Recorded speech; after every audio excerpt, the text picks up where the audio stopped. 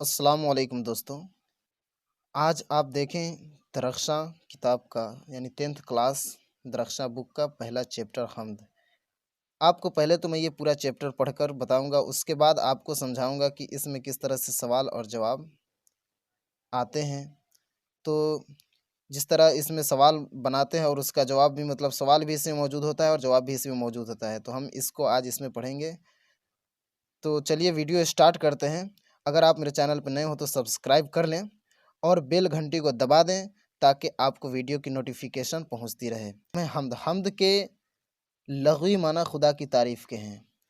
اردو شاعری میں دوسری اصناف کی طرح حمد بھی ایک مقبول صنف ہے جس میں خدائے رب العزت کی صفات بیان کی جاتی ہے۔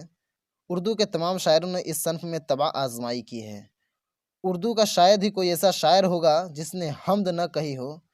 کوئی بھی کلام ہو اس کی شروعات حمد کے ساتھ ہی کی جاتی ہے۔ چونکہ خدا کے نام سے کسی کام کا آغاز کرنا متبرک سمجھا جاتا ہے، اس لیے بلا تفریق مذہب و ملت اردو کے تقریباً ہر بڑے اور چھوٹے شاعر نے حمد میں خامہ فرسائی کی ہے اور اپنے قدرت سخن کا مظاہرہ کیا ہے۔ خدا خالق کائنات ہے، وہ قادر مطلق ہے، اس کی ذات یگانہ اور یکتا ہے اور اس کا کوئی شریک نہیں۔ چنانچہ حمد کے اشعار میں صرف اسی ذات واحد کی صفات کو بیان کیا جاتا ہے۔ چونکہ خدا کی صفات کی کوئی حد نہیں بلکہ وہ بحر بے کراں ہے، اس لیے شاعر کے لیے بہرحال اس بات کی کافی گنجائش رہتی ہے کہ وہ جس قدر چاہے خدا کی بے شمار صفتوں کو بیان کرے، اور دراصل یہی اس صنف کی خاص خوبی ہے۔ اگر آپ کو اس نشان کی وجہ سے اگر تحریر صحیح سے نہیں دکھ پا رہا ہے تو پھر آپ اپنی کتاب کو کھول لیں اور پھر آپ اس سے مدد لیں اور آپ اس سے پڑھیں۔ حمد میں جہاں خدائے رب العزت کی صفات کا بیان ہوتا ہے، وہیں نعت میں حضور صلی اللہ علیہ وسلم کی شان میں مدحیہ اشعار پیش کیے جاتے ہیں۔ مدحن معنی تعریف ہوتا ہے۔ اس طرح منقبت میں بزرگان دین، خلفائے راشدین اور اولیاء اللہ کی منظوم تعریف کی جاتی ہے، تو قصیدہ میں کسی بھی شخص کے اوصاف حمیدہ نظم کیے جاتے ہیں۔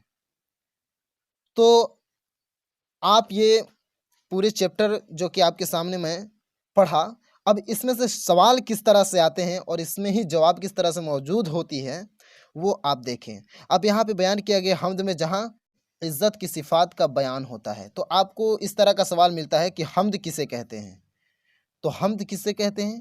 تو یہاں پہ دے دیا حمد میں جہاں خدائے رب العزت کی صفات کا بیان ہوتا ہے، تو حمد اسے کہتے ہیں جس میں خدا کی صفت بیان کی جاتی ہو، اسے حمد کہتے ہیں۔ اور یہاں پہ آگے دیکھ رہے ہیں وہیں نعت میں حضور صلی اللہ علیہ وسلم کی شان میں مدحیہ اشعار پیش کیے جاتے ہیں۔ تو آپ کو اس طرح سے سوال آتا ہے کہ نعت کسے کہتے ہیں؟ تو نعت میں حضور صلی اللہ علیہ وسلم کی شان میں یعنی مدحیہ اشعار پیش کیے جاتے ہیں، یعنی جس میں حضور صلی اللہ علیہ وسلم کی تعریف بیان کی جاتی ہے، یہ اس کا جواب ہوگا۔ اسی طرح منقبت میں بزرگان دین، خلفائے راشدین اور اولیاء اللہ کی منظوم تعریف کی جاتی ہے۔ اب کہیں گے منقبت کسے کہتے ہیں؟ تو وہ منقبت اسے کہتے ہیں جس میں بزرگان دین، اولیاء اللہ کی تعریف کی جاتی ہے، اسے منقبت کہتے ہیں۔ اس طرح سے سوال و جواب ہوتے ہیں۔ پھر آپ سے سوال آئے گا قصیدہ کسے کہتے ہیں؟ قصیدہ میں کسی بھی شخص کے اوصاف حمیدہ نظم کیے جاتے ہیں، یعنی قصیدہ جو ہوتا ہے اس میں کسی بھی شخص کی تعریف کی جائے اسے قصیدہ کہتے ہیں۔ تو اس طرح سے سوال و جواب نکلتے ہیں اور بنتے ہیں۔ تو آپ اس طرح سے ویڈیو کو دیکھیں اور سمجھیں، اور اگر کوئی چیز سمجھ میں نہیں آ رہی ہو تو اگر آپ پوچھنا چاہیں تو کمنٹ کر کے پوچھ سکتے ہیں۔